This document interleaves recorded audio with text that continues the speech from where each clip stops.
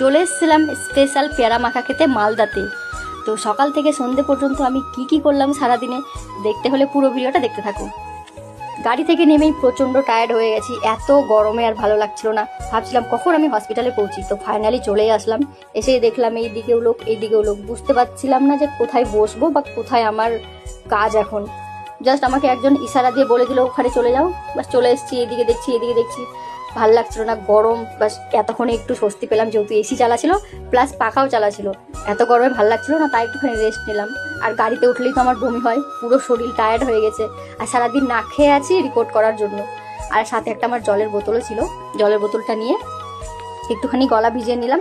এমনিতেও আমি জল কম খাই, যার জন্য আমার এত অসুখ বিসুখ, তো অনেকটাই আমি খেয়ে নিয়েছি, জাস্ট একটুখানি আছে। তারপরে এদিকে কিছুক্ষণ পর বলা হলো যে তোমার এই বিল্ডিং থেকে এবার সামনের বিল্ডিংয়ে যেতে হবে। আবার হাঁটতে লাদাতে চলে আসলাম। এখানে এসেও সেই আমাকে অনেকক্ষণ বসতে হলো, কারণ আমাকে প্রথমে নাম ডাকা হলো, বললো তোমার নাম অনেকক্ষণ ডাকা হয়েছে কিন্তু তুমি আসোনি, তার জন্য তোমাকে একটুখানি বসতে হবে। তারপরে বসার পরেও আমার নাম আসলো, কিন্তু নাম এসেও আর কাজ হলো না, বললো এবার বেশি করে জল খাও। তারপর জল খাওয়ার জন্য আমাকে প্রায় 1 ঘন্টা বসে থাকতে হলো।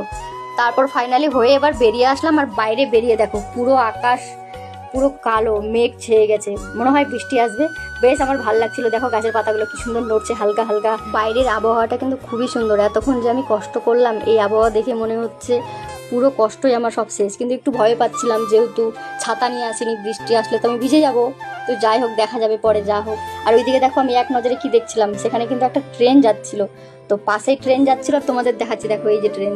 যাই না ট্রেনটা কোন দিক থেকে কোন দিকে যাচ্ছে, আমি কিন্তু লোকেশন ভুলে যাই, আবার কোন দিক থেকে কোন দিকে যাচ্ছে বলতে পারছি না। কিন্তু এতক্ষণ এখন বাজে প্রায় 2টো।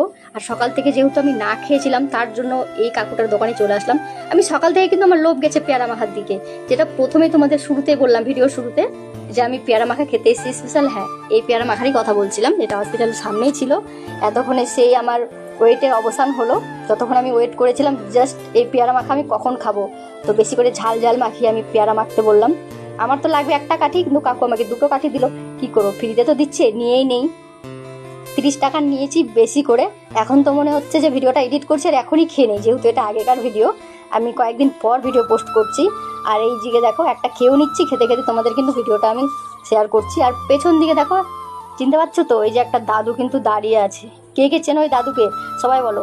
পেয়ারা খাওয়ার পর বোন আমাকে ফোন করে বললো যে পিজা, বোনের আবদারে তাই পিজা খুঁজতে বেরোলাম। 3টে দোকান পেয়েছিলাম, কিন্তু 3টে পিজার দোকানই বন্ধ ছিল। আর দূরে হয়তো আরো রেস্টুরেন্ট ছিল, কিন্তু এত দূরে যাওয়া সম্ভব ছিল না। তারপর রাস্তার পাশের দোকান থেকে 1 প্লেট মোমো নিয়ে নিই। সেই মোমো নিয়ে চলে আসি আমি হসপিটালে খেয়ে দিয়ে আমার লাস্ট রিপোর্ট দেওয়া হয় সন্ধ্যে 7টার দিকে। সেই রিপোর্ট নেওয়ার পরে আমি চলে আসি বাস স্ট্যান্ড থেকে বাড়ি আসতে আমার 9টা বেজে যায়।